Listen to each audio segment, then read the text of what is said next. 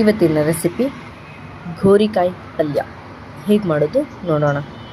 ಒಂದು ಪ್ಯಾನಲ್ಲಿ dry coconut, ಒಣ ಕೊಬ್ಬರಿ, ನೀವು ಹಸಿದು ಬೇಕಾದರೂ ಹಾಕ್ಕೋಬೋದು, ಒಣಗಿರೋದು ಬೇಕಾದರೂ ಹಾಕ್ಕೋಬೋದು, ಒಂದು ಸ್ವಲ್ಪ ಕಡಲೆಕಾಯಿ ಬೀಜ, 4ರಿಂದ 5 ಎಸಳು ಬೆಳ್ಳುಳ್ಳಿ, ಸ್ವಲ್ಪ ಶುಂಠಿ, ಇಷ್ಟನ್ನು ಡ್ರೈ ಆಗಿ ಫ್ರೈ ಮಾಡ್ಕೊಳ್ಬೇಕು. ಆನಂತರ ಪೇಸ್ಟ್ ಮಾಡ್ಕೋಬೇಕು. ಒಂದು ಪ್ಯಾನಲ್ಲಿ ಸ್ವಲ್ಪ ಎಣ್ಣೆ, ಕಟ್ ಮಾಡಿರುವಂತಹ ಗೋರಿಕಾಯಿ, ಸ್ವಲ್ಪ ಉಪ್ಪು, ಇಷ್ಟನ್ನು ಹಾಕಿ ಫ್ರೈ ಮಾಡೋಣ. ಸ್ವಲ್ಪ ಹೊತ್ತು ಫ್ರೈ ಆದ ನಂತರ ಅದನ್ನು ಸಪ್ರೇಟಾಗಿ ತಗೊಳ್ಬೇಕು. ಮತ್ತು ಪ್ಯಾನಲ್ಲಿ ಸ್ವಲ್ಪ ಎಣ್ಣೆ, ಜೀರಿಗೆ, ಕರಿಬೇವಿನ ಸೊಪ್ಪು, ಈರುಳ್ಳಿ ಇಷ್ಟನ್ನು ಹಾಕಿ ಫ್ರೈ ಮಾಡಬೇಕು. ಆನಿಯನ್ ಫ್ರೈ ಆದ ನಂತರ ಟೊಮೆಟೊ ಹಾಕಿ ಫ್ರೈ ಮಾಡ್ಕೊಳ್ಳೋಣ.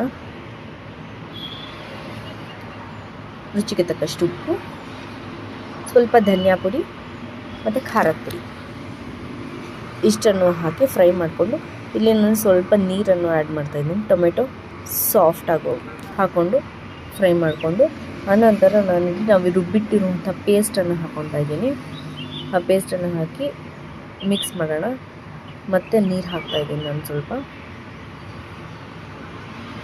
ನೋಡಿ, ಈ ರೀತಿ ಚೆನ್ನಾಗಿ ಮಸಾಲೆ ಎಲ್ಲ ಮಿಕ್ಸ್ ಆದ ನಂತರ ನಾವು ಫ್ರೈ ಮಾಡಿಟ್ಟಿರುವಂಥ ಗೋರಿಕಾಯನ್ನು ಹಾಕ್ಕೊಂಡು ಮತ್ತು ನಾನು ಇಲ್ಲಿ 1 ಗ್ಲಾಸಷ್ಟು ನೀರನ್ನು ಆ್ಯಡ್ ಮಾಡ್ತಾಯಿದ್ದೀನಿ. ಎಲ್ಲ ನೀಟಾಗಿ ಮಿಕ್ಸ್ ಆಗೋ ಥರ ಫ್ರೈ ಮಾಡಬೇಕು. ನೋಡಿ, ಈ ರೀತಿ ಚೆನ್ನಾಗಿ ಕುದಿದ್ರೆ ಕಾಯಿ ಬೆಂದ ಮೇಲೆ ಇದು ರೆಡಿಯಾಗಿದೆ ಅಂತ ಗೋರಿಕಾಯಿ ಪಲ್ಯ. ಇಲ್ಲಿ ಕೊತ್ತಂಬರಿ ಸೊಪ್ಪು ಹಾಕ್ತಾಯಿದ್ದೀನಿ. ರೆಡಿಯಾಗಿದೆ ಟೇಸ್ಟಿಯಾದ ಗೋರಿಕಾಯಿ ಪಲ್ಯ.